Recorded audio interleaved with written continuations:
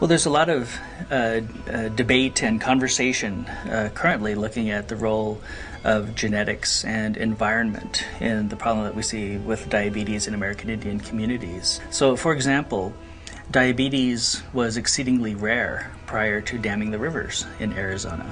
There was actually a fairly complete health survey done right around the early 1900s.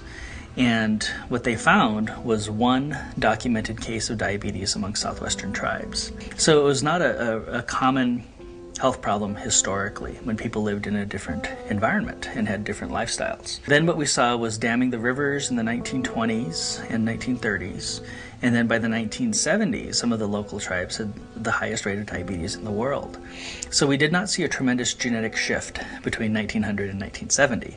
What we saw was a tremendous change in environment and lifestyle. So when we look at the allocation of resources, again, looking at this from a policy perspective, we will work with some communities and spend many, many millions of dollars on genetics research in those populations.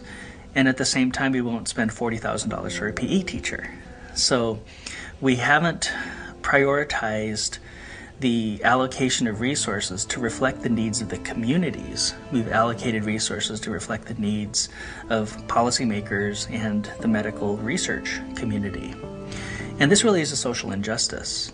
But looking at it from a broader perspective, we're seeing an explosion of type 2 diabetes around the world. It's not just American Indians, it's not just in this country, but in the whole world, in developing populations.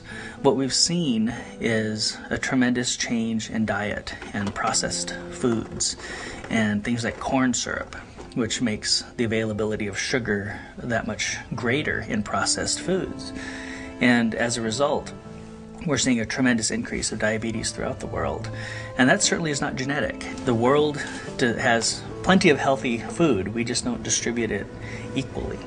And the people who do not have access to healthier choices are the people and the populations that are suffering the most from diabetes.